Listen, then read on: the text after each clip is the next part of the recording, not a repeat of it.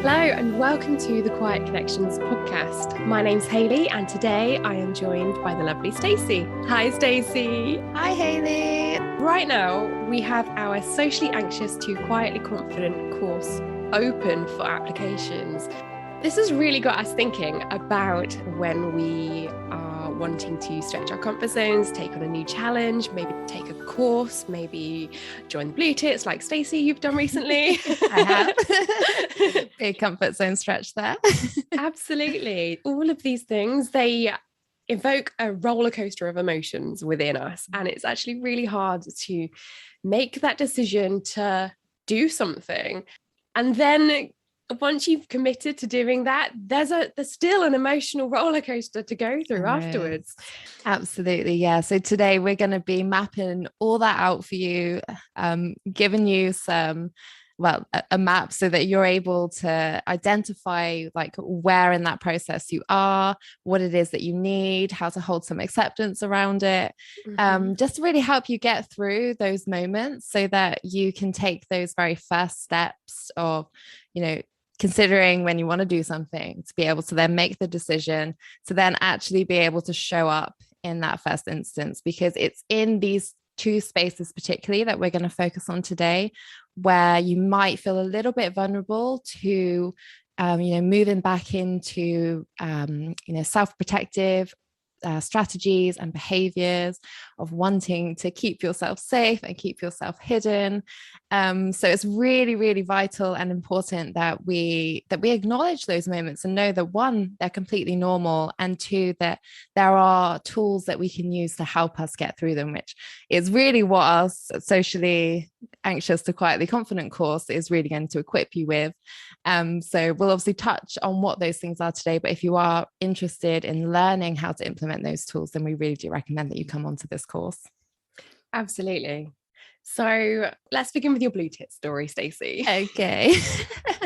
Okay. So some of you may have already seen like an email that I put out a couple of weeks ago, where I started to share my Blue Tit story.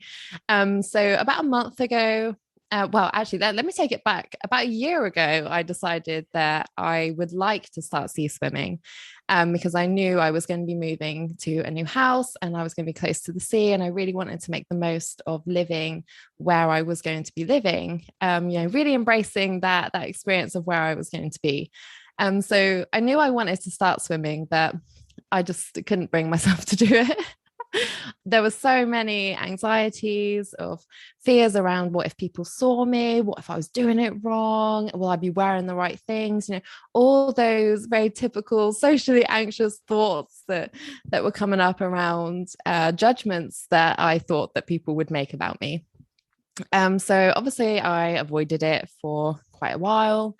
There was also, the element of I don't really want to do it.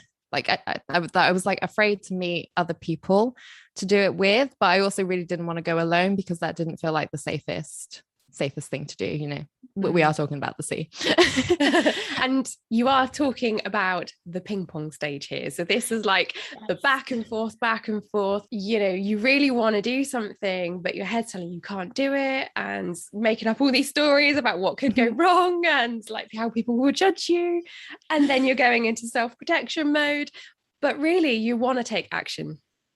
Yes. And well, what you described there was just, exactly what I was going through. I actually had days where I was like, right, I'm going to go do it. I took out all my swim stuff and I was about to put it all on, and then would just be like, nah.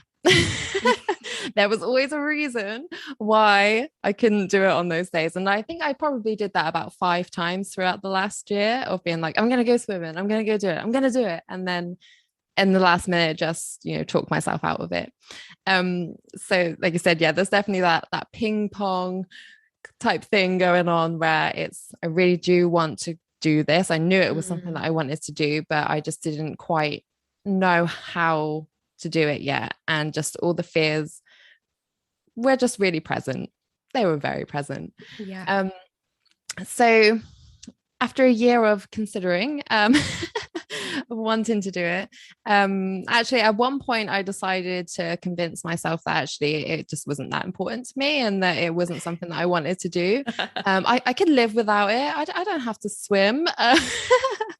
But I knew deep down that, you know, in my heart, there was always like, you know, you want to do this. And I think I just reached the point where I don't think I'd actually left the house for a few days. And I was just like, I just felt like I was wasting like the opportunity of where I was living, and was like, right, start swimming, Stacey. Just, you know, find a way to do it. So that's then when I started to explore how I could actually approach this. So I did actually use our comfort zone stretch workbook. So great tool. And obviously in the course, again, this is what we're going to be using to help other people to go through this process and actually map out what their small steps are first. So for me, what that looked like was I was just going to join the Blue Tits, like my local Blue Tits Facebook group. I was like, all I got to do, first step is just join. I don't have to do anything else yet. Just join the group. And then that's the first step done. Then I decided that, okay, the next thing would be to just put a post out to introduce myself and, you know, just see, you know, what other people were kind of doing, where other people were swimming, what type of days, what time of days, and just get a feel for who was in that local group. And then this all actually happened quite fast for me. And I will say that this was probably a bit too quick than what I'd actually anticipated. But I put out my post. I did mention in my post on the Blue Tits group that I was feeling quite anxious about it. It's something that I've been wanting to do for a long time, and that I was hoping that by joining the Blue Tits, that maybe that would help give me help increase that sense of courage within me to actually get in the water and to have some people to do that with.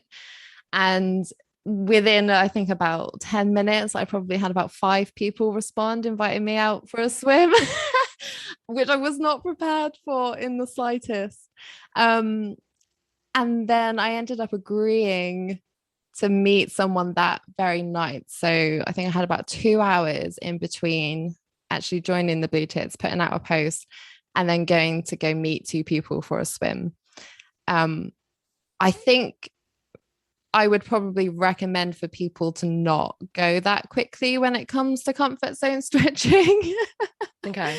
Like even for me, and like I've been practicing like the tools that I had to use for quite a while, and even that was a bit too much, and I'd forgotten that actually I could say no and, you know, stick to what my plan was. But I didn't in that instance. So anyway, I agreed to go for a swim. For okay, this is happening. And then I entered what we call the freak out stage. Okay. Before we move on to the freak out stage, yes, let's just go over the steps that you've already shared that you've taken. So I really like the fact that you set these little steps with no expectations at all. It's like, I'm just going to join the group. I don't have to post. And then I'm just going to introduce myself. I don't have to go swimming. I don't have to reply even. Yes. That's brilliant. Excellent. So you mentioned that you told the group that you felt anxious. Why was it important to tell the whole group that you felt anxious? It was important because I specifically wanted to be approached by people who would understand that I did feel anxious. And, you know, that anxiety was, I think I mentioned that it wasn't just about the swimming part. It was also the meeting new people. So I only really wanted to be approached by people who would read that and would be accepting of that and would understand that. So and thankfully, like what's happened for me is that the people that I have met, I think as a result of them reading that and probably being like, oh, I relate to that, and you know, I welcome you. Yeah. I formed a really, really nice group of people that I now swim with on a regular basis, and we're all so supportive of one another. And our group has actually grown in size because of other people who then, since I've joined as well, put out a post saying that they were feeling anxious and that they were quite shy and they were a bit worried about meeting new people. And yeah, approaching specifically those people as well to be like, come join our little group. Yeah. So yeah, it was really important for me to make that known, so that I knew I was going to be meeting people who were understanding and compassionate about that. Perfect. Yeah. Thank you for sharing that, Stacey. And then you say you forgot that you could say no. Yes. So, what would you have said no to? What actually was the plan? What did you have written down? Okay, so my plan was to arrange a swim for I joined on the Sunday. My plan was to arrange a swim for either like a Tuesday or a Wednesday so that I had a few days to prepare myself, essentially. So that was the plan. And then obviously I said yes to someone who offered to go for a swim that very evening, which was partly because it was a full moon that night, which I wasn't aware of. And like the temptation of, a full moon swim sounds really appealing. So it was partly because I also wanted that aspect. But actually, when I think like the following day, when I thought back about it, I was like, it probably still would have been the better decision to be like, I'll go on like a Tuesday or a Wednesday. I see. And just leave that. Yeah. That very first one.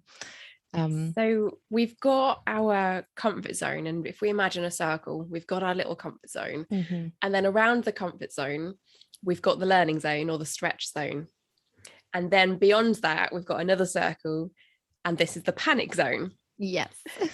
So it sounds like you may have been edging into the panic zone by going for a nighttime swim.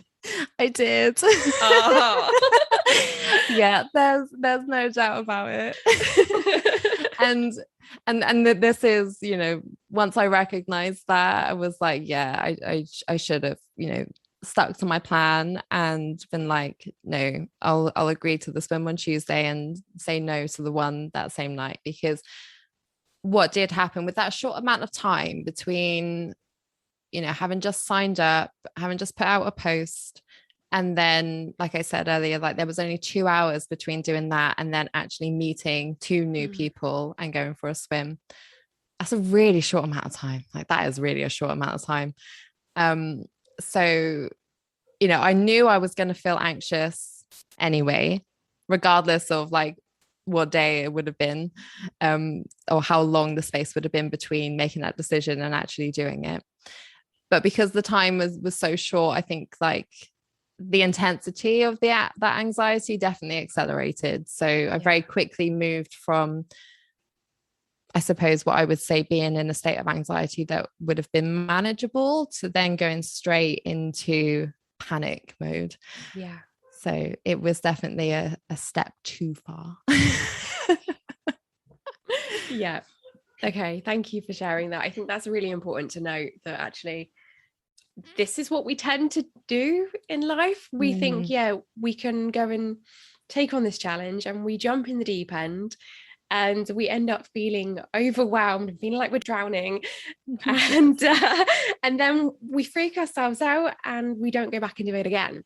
So it's really important to take those smaller steps and work up to that. Like if you had been going on your swims for a little while, probably now if you were asked to go on a nighttime swim, you would be comfortable with that. Yeah, absolutely. I wouldn't be second guessing that at all now, because I've been doing it for a month now. I've been sticking with my plan since then. since that one little hiccup. And yeah, like the anxiety is gone, I would say, almost, like with the social aspect anyway. So the comfort zone has definitely increased, I would say, when it comes to this. And so that's been great. Well done. And that's just a month. That's amazing. It is. Yeah. Even within that first week, I'd felt that it had already expanded. And, there were still some waves of anxiety that were there, but they were definitely less intense than that very, very first night. Yeah. How many swims do you feel like it took for you to start feeling calmer about it? Good question. I think it was, for me, it was about 9 swims in, which I think was about 2 weeks. Okay. So that was 2 weeks of doing it regularly, which again was part of my plan because I knew I might also have a tendency to do it just that one time. And then this is another part of the process, like where all that shame comes in afterwards, and then not go back again. So it was important to me to stick to my plan of scheduling regular swims with people so that I kept going, because I knew the only way that I would start to feel comfortable with the whole situation was to keep doing it. Yeah, absolutely. Okay, so we've spoken about comfort zone stretching as process. We've spoken about the ping pong stage. So let's talk a little more about the freak out stage. What is it, Stacey? Okay, so the freak out stage is when you agree to something, you've made that decision, you've said yes, and then you go, I'm going to swear, I'm sorry, but this is what my mind goes. You go, oh shit. I've actually got to do this now. So this is the bit where, you know, that wave of anxiety, like the chances are you're going to feel that wave of anxiety come in. And for some of us, that might feel like panic. We could go into a state of panic. Yeah, your mind just races with all those questions of like, I can't, well, not even questions, it's statements of, I can't do this. What am I doing? What on earth am I doing? Like, what did I think? Why did I think that I could do this? And in fact, for me, like if I go back to like my blue tit story, I found myself sat on my toilet, like seat down, or sat on the toilet just in the bathroom, and I very quickly went from I can't do this to I'm never going to be able to do this. So that level of like catastrophizing really kicked in as well, that it was not just I can't do it in this one instance, it was I'm never going to be able to do this. Like, I'm so stupid. Why am I doing this? Like, why did I think I could do this? Those are really like the main things that kept going around my head. And yeah, I think I kept calling myself like stupid and a dickhead. And I do apologize for the swearing, but this is my internal chatter. It's not very nice. And yeah, just I think I felt like a failure. Part of that as well, actually, was, you know, obviously for that one moment, I thought, oh no, I can do this. I can give this a go. And then all those doubts and those fears come in, and it was like, no, I can't. And now I'm a failure and I'm never going to be able to do it. So that was definitely one thing to acknowledge and I think like move into a space of compassion with. Yeah, let's talk about how the freak out stage was showing up for you. Okay, so in this particular instance, it was definitely a panic state. The panic monster. The panic monster, yes. The panic monster definitely reared its ugly head in that instance. So yeah, and like I said earlier, it was that very accelerated sense of anxiety because of how quickly it was all happening. So that was definitely a panic monster situation. But I have also noticed that there are other forms of freak out that we can go through. So there's other ways in which it can show up. So again, another little story from a couple of days ago. My partner asked me if we wanted to go meet a few of his friends, and these were some people that I think I'd only met one of them maybe once before, but there was going to be 2 other people there that I'd never met before. First of all, I did say yes. So again, I'd made that decision. I just said yes, you know, because there was a part of me that did want to go. I thought, yeah, okay, that would be quite nice way to spend the evening. But then straight after that, the freak out stage came in, and all these reasons as to why I couldn't go. And I started reeling off these reasons, and my partner, like I could see this look on his face where he was kind of looking like he was trying not to laugh. And he was just like, Stacey, those aren't even good excuses. So I definitely knew what I was doing. He knew what I was doing as well. Into Porky Pig mode, trying to convince myself of all the reasons why it's not a good idea or why I can't go. So yeah, this is obviously when we try to tell it, well, we make up stories basically to get ourselves out of those situations. And I know I've done that a lot in the past. That is probably actually my most common form of freak out, is all the stories that come up and the reasons to get me out of something after saying yes in the first place. And this one's really subtle as well, isn't it? You don't always know that this is happening. And I think one of the most common excuses that we come up with is that we're busy. We're too busy. We can't possibly fit this into our lives. I have to say I'm very guilty of this one. I'm definitely a Porky Pig. I think most of us are Porky Pigs. But I think that actually it's really easy to make ourselves busy, to keep ourselves so busy that we can't possibly do these things that we actually really want to do at our hearts. And it's just another way to avoid it, isn't it? It is, exactly, because especially like if you believe all the reasons that you're saying as well. Yeah. So for example, like I've even felt physically ill to back up the story of I don't feel very well, to then avoid a situation just because I've been feeling anxious about it. Me too. And then after like you're out of having to go to that situation, you miraculously start to feel okay again afterwards.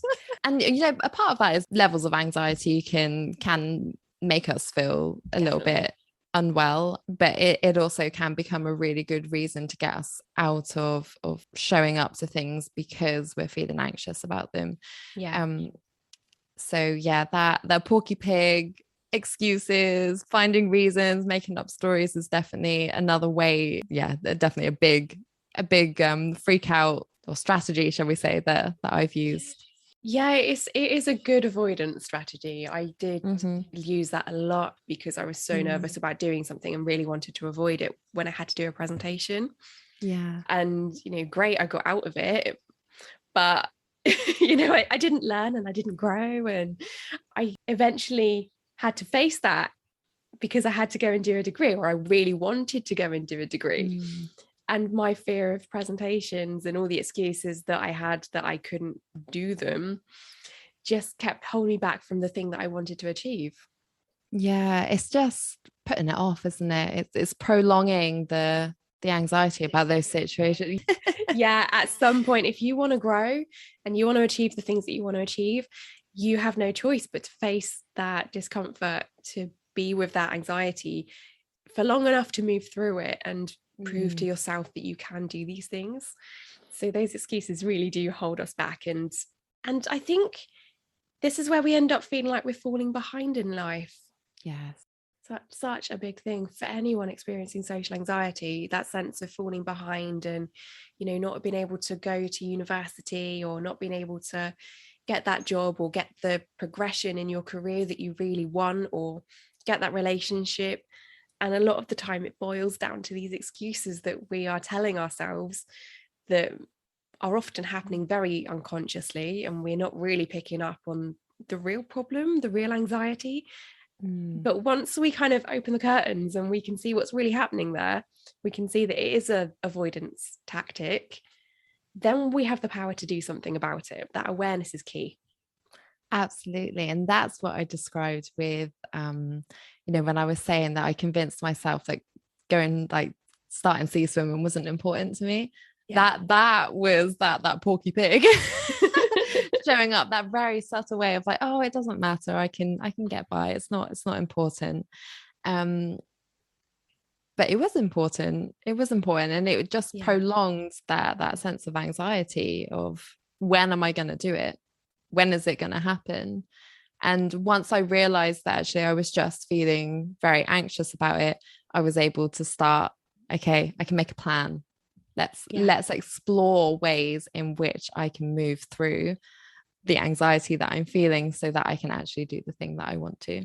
How do you feel now looking back and going, God, I could have been sea swimming 11 months and 2 weeks ago and feeling comfortable with it?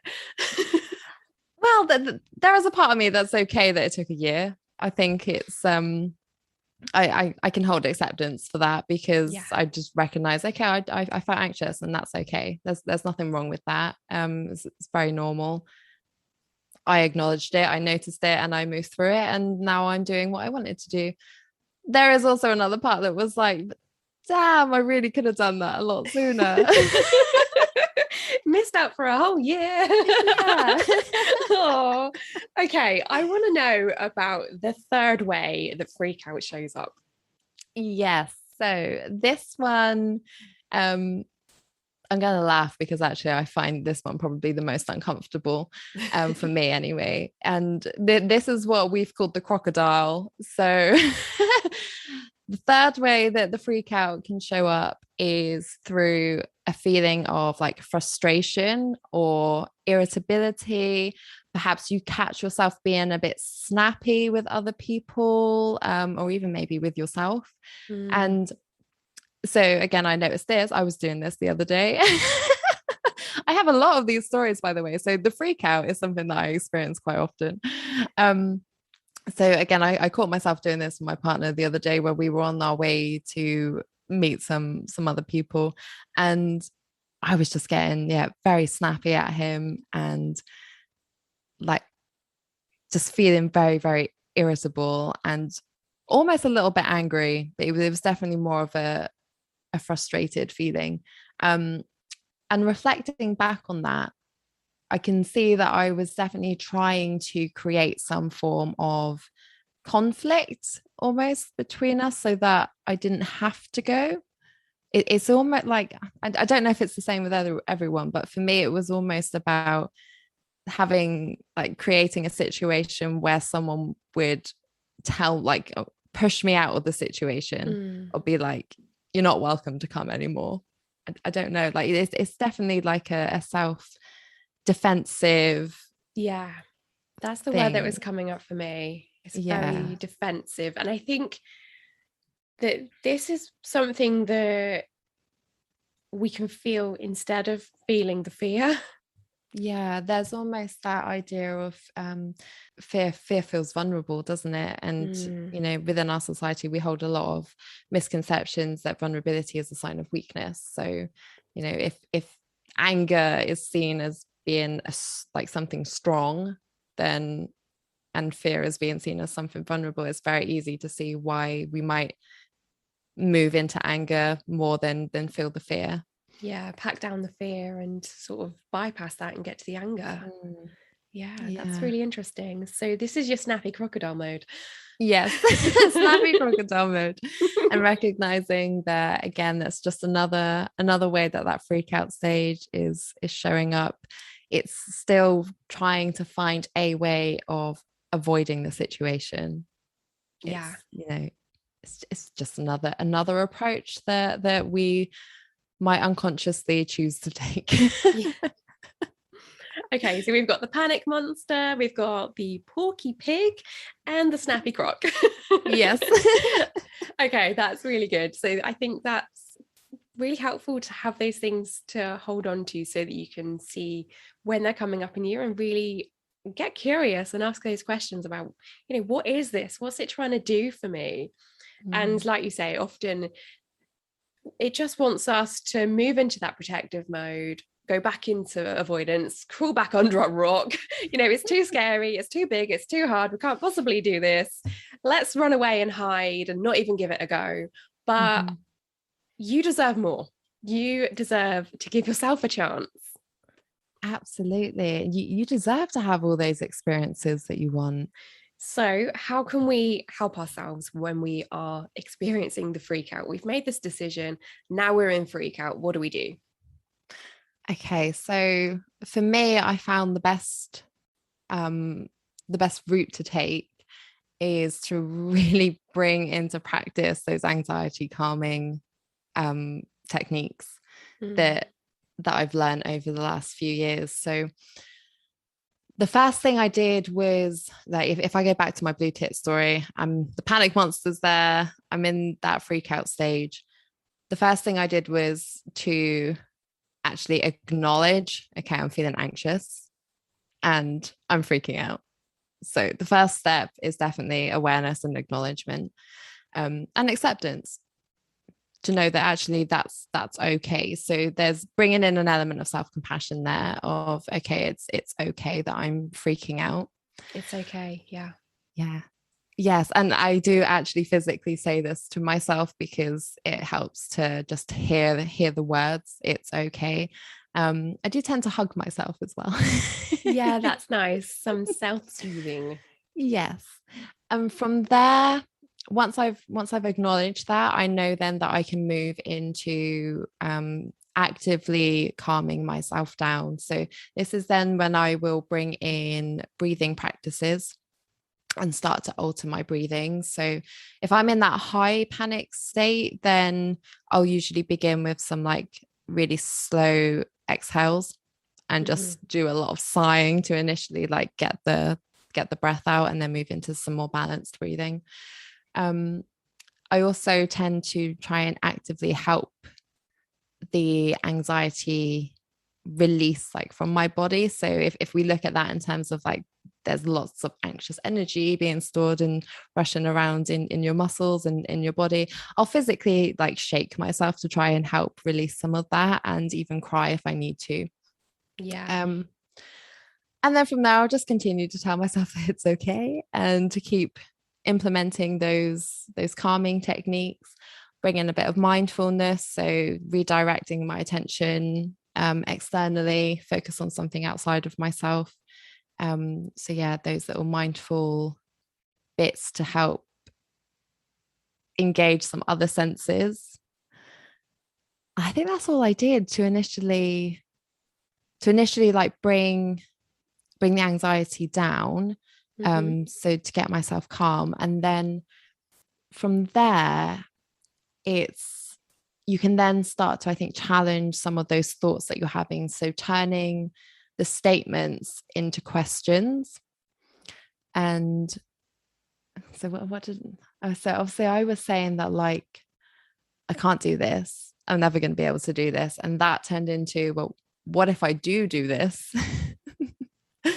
And it's those what if questions that are really, really important and really helpful. Yeah. You know, what if? Because then you open up space for possibility.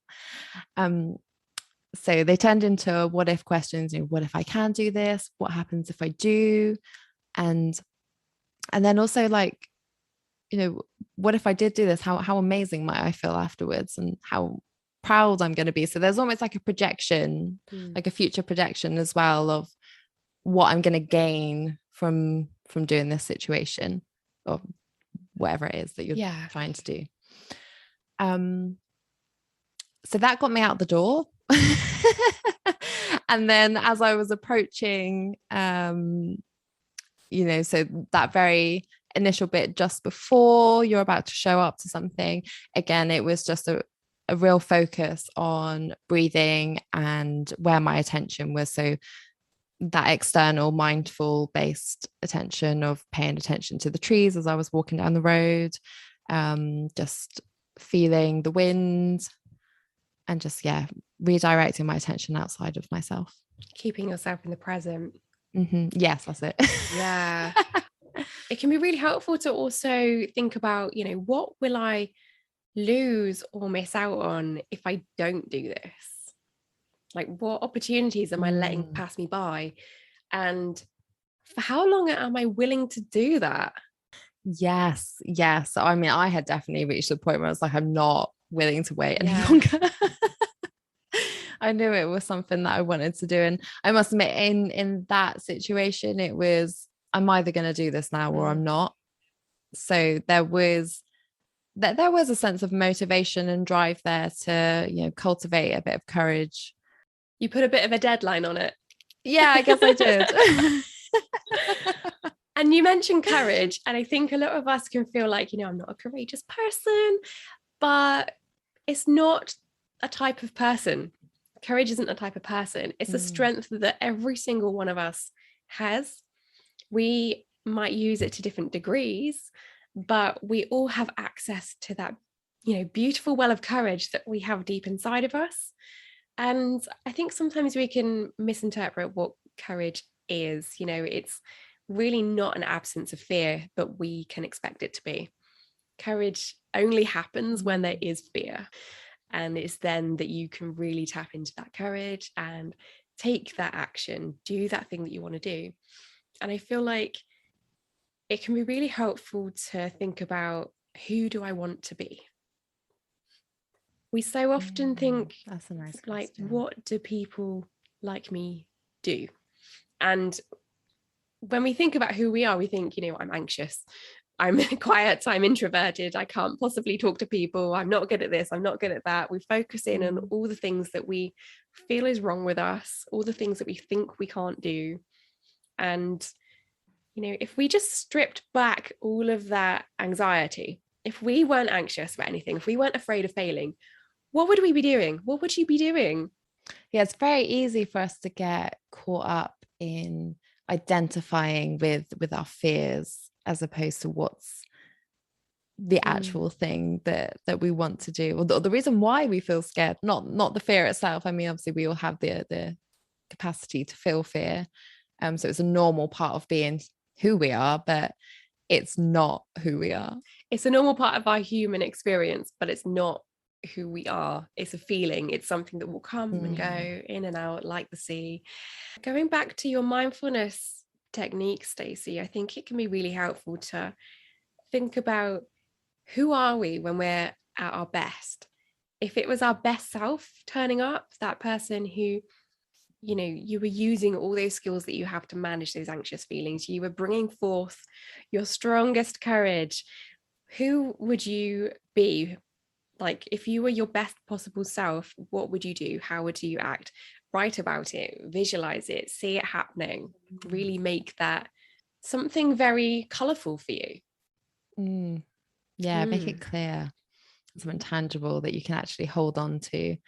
Again, I feel like so many of us, like when we start to explore these things, we don't tend to have a very clear picture as to what that version of us is, or we have a clear picture of the other version. Everything that could go wrong, we really put effort and time into thinking about that.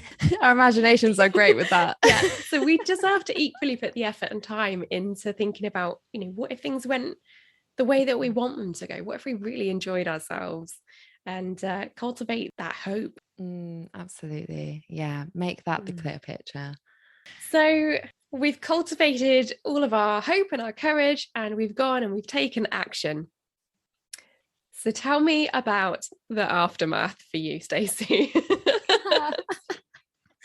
So the aftermath, this is the other bit that we need to be very mindful of and to, acknowledge, recognize, and accept, because the aftermath is the bit that comes obviously after you've done the thing you want to do. And this is where we start to replay everything. So we start to go over and over in our heads of analyzing and, breaking apart every tiny little action we made, everything that we said that we thought we shouldn't have said. We start ruminating over it, and we start making up those stories about what other people are thinking of us or what they must be thinking. And this is really where we can head into what Brene Brown describes as being a shame spiral. So, for example, with me, the day after I did the blue tits, or like that first swim, that full moon swim, I spent a lot of time the following day thinking, like, I said some stupid things. I also went into like I wasn't loud enough. So, I was being too quiet, that classic shame response that many of us have. Also because it was my first time going in the sea, that I was really cold and I actually struggled to stay in the sea. So I was only in there a short amount of time and I was shivering the whole time. So the following day I was also like, oh God, I made such a fool out of myself. So just all these thoughts of how wrong everything went. Like at that point, I don't think I was really focusing on anything good that I had experienced, which there were plenty of good things as well. But my mind was just so focused on everything that I felt that was wrong, with myself, and then making up stories about how everybody else would have been judging me and thinking that I was an idiot. and that I was too quiet. And therefore they would never want to swim with me again. It's interesting to see how those thoughts spiral too. Yes, exactly. So it went from, not just the one situation again, it blew out of proportion to like, never again. You've made some meaning out of you being quiet, and associated something negative with that, and then decided that everybody thinks something negative about you, and therefore you cannot possibly show your face again. Yes, and that's the thing, isn't it? Because then you reach the point of like, you've got another decision to make, and there was a strong part that was like, I can't go back. I can't do this again. I don't want to do this again. But I did want to do it again. I knew I really wanted to, but it's just that, again, that fear coming in of like, I don't want to go back because I feel embarrassed. And it can be a cycle, because what you're describing is coming back around to the contemplation stage, that ping pong ball stage where you're like, I really want this, don't know if I can do it. Yeah, it does. It does go around in a cycle. So, really learning how to move through these stages, as you can probably start to imagine now, is really key, because that is what keeps us going and gets us to that point where that comfort zone does start to expand and start to grow. Without that awareness, we're just going to be dropping off at each of these points, because these are the points where, like I said earlier, that we're going to feel the most vulnerable and the most susceptible to returning back to self-protective mode and hiding away and keeping ourselves. And just on the other side of it, for anybody who runs a service, it's really important to know these points and then to up the support that you're providing at these stages. So this is what we do within Quiet Connections. Like everybody who has just signed up to our course, they're about to get lots and lots more information to help them to go through this freak out stage. So they've literally just signed up. This week is going to be the freak out stage over the next coming few days. And then they're going to come up and they're going to do the thing. And then as they're going through the course, they're going to participate and then go into aftermath and then come back round going, can I show up next week? And eventually, with that support building and going around this process several times, they're going to get to the stage where actually they're not coming around the process. They're going, you know what? I've learned that I can do this. And that's what we are trying to teach ourselves, is that we can show up and we can do this. And I think when we are socially anxious, we avoid so much that we don't learn that we can do these things. And this is why we start feeling that like we're falling behind with everybody else, and we look around and where everyone else is managing with ease, but they've done these things. They've been round and round and done these things a lot more than we have, a lot earlier than we have. So we need to start. We need to give ourselves that chance. And like, there's no safer place to do it than within the Quiet Connections community, is there? There's not. And for example, with me, I reached out to you when I was in that aftermath and was like, I'm spiraling. Yes. So we need that reassurance. And that's one key way of getting through that shame spiral. It's actually reaching out, talking about the experience, and it just allows you to let go of it. And shame is something that just can't exist when it's out in the open, when it's been spoken about. Yes, it definitely breeds in the darkness, doesn't it? And then I just want to touch on another bit that you just said there about, we have to go through this process a number of times to get to the other side of it. And I think I mentioned at the start that like the freak out is, and the aftermath is something that I experience a lot of. But that's because, I'm always trying to do new things. And there's an awful lot of things that I do now that, I started off by going like cycling through that process a number of times. And now I'm at the point where it's like, I'm okay with it. So again, it's not like the aim here is never to eliminate these processes, entirely from your life. There's always probably going to be situations in the future where you'll recognize that, like I'm going through that process again. Because this is new and it's a little bit scary and I'm unfamiliar with it and I've never done it before. And, that's just how we learn. It is how we learn and how we grow. But eventually with everything, if you stick with it, learn how to manage these processes, you get to the other side. I'm curious, Stacey, how many times do you imagine you cycled through this process? With just the blue tits? with the blue tits? Quite a few times. I haven't sat down and actually worked out a specific number, but I've definitely gone through the process. And interestingly, it was with, I would say, different levels or layers of the things that I was feeling scared about. So it started off with just, obviously showing up and doing it for the very first time, like actually getting in the sea, being with new people. So I cycled through that a few times. Then after I almost like became a part of a group within the much larger group of the Blue Tits, and we started forming our little group, and it then reached the point of actually making genuine connections with people. That brought on a whole nother level of anxiety. Another comfort zone stretch. And yes, exactly. And another then process of cycling through everything. And again, then I was having, aftermath thoughts of like, oh God, these people, once they get to know me, they're not going to like the that real old me, story. blah, blah, blah. Yeah. And then, going back to that consideration phase of like, how long can I keep this up for? Like there was a definite sense of imposterism kind of coming up as well, of like, these people are gonna like get to know me and then realize that I'm not who they think I am. Not that I don't know who they think I am, but just those thoughts. So then I had to cycle obviously through that, and the shame of actually being vulnerable enough to allow people in and sit with the discomfort of forming new connections and forming new friendships. And then interesting, actually, I think we had a chat the other day within my group, and somebody else mentioned how nice it was to like have formed like what feels like a proper little friendship group.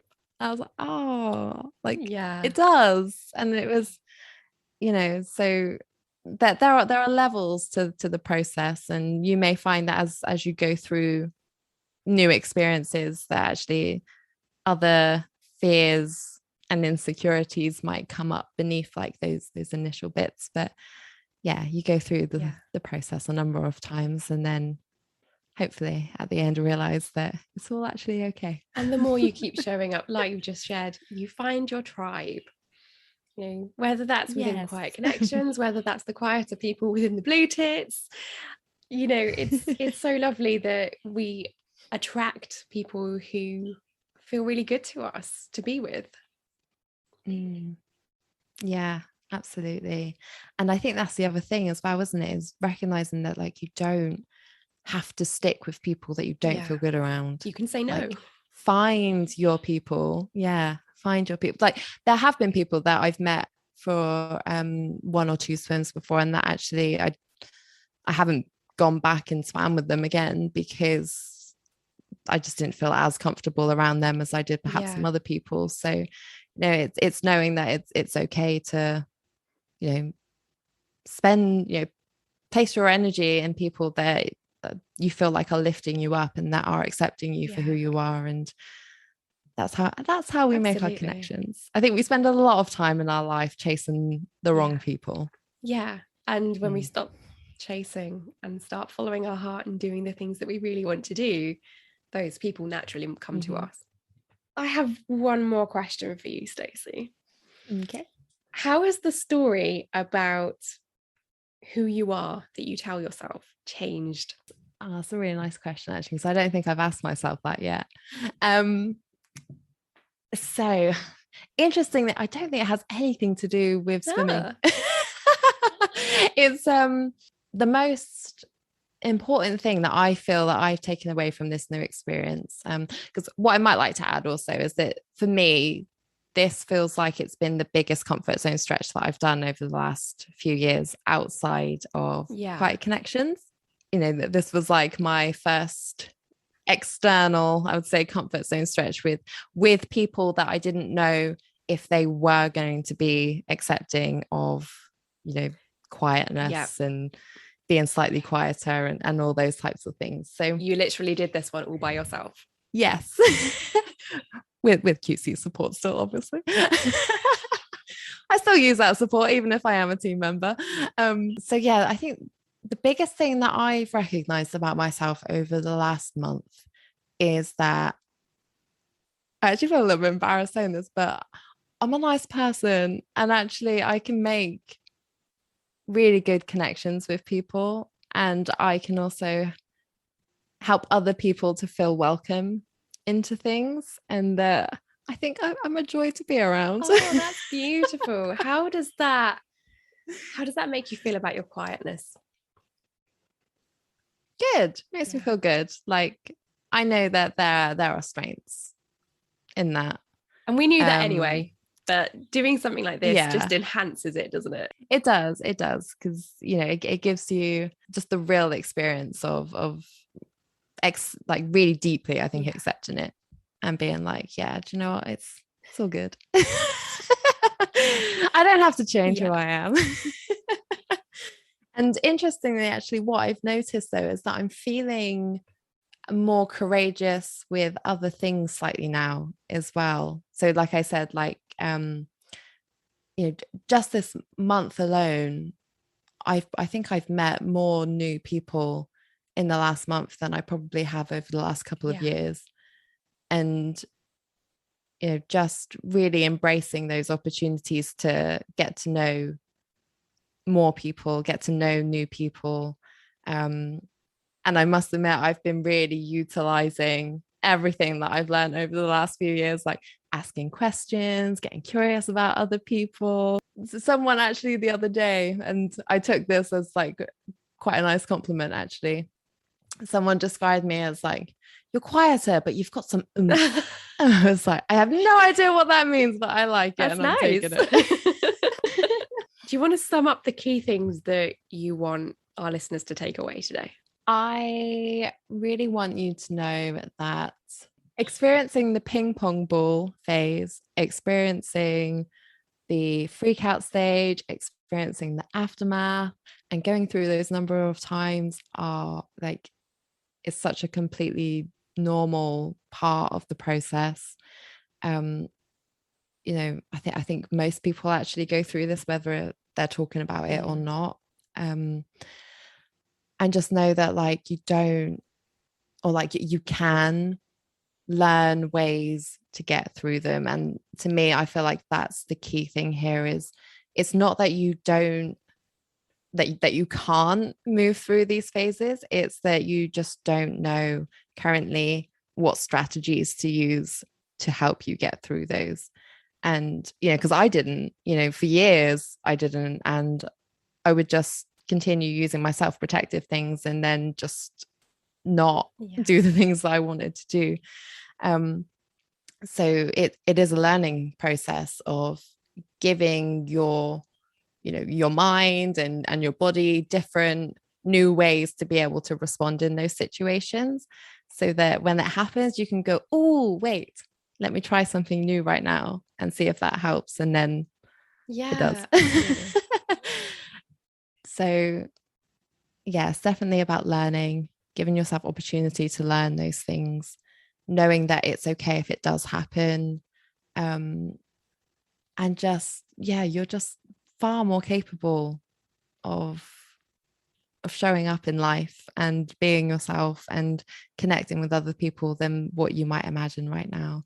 And I was just thinking actually, Hayley, about the applications that we've had come in so far for the Socially Anxious to Quietly Confident course, and the letters that people have been writing to themselves have been so beautiful to read, because I keep looking at them and I'm like, you already know that there are parts in you that already knows that you're worthy enough, that you can do this, that you have courage, that you have strength, that you're courageous. Like you already know those things, that you have self-belief, and those parts exist because those parts wrote the letters.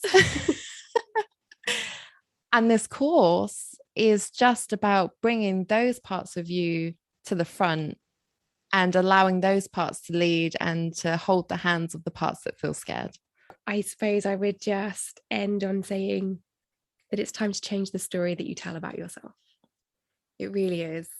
Look to role models who maybe have similar characteristics to you. They might be quieter, they might be more introverted, and they're still up there doing things that are scaring them, taking on these challenges, and know that they are scared and self-doubting at times. They're going through this process just the same as you, but really give yourself the benefit of the doubt and take a chance on yourself. You can do more than you think you can. Beautifully said. We're really excited to see you in the Socially Anxious to Quietly Confident course. Hopefully this episode has helped you already to move through the freak out stage, and we will be supporting you every step of the way. You can find out more about the course at quietconnections.co.uk/services.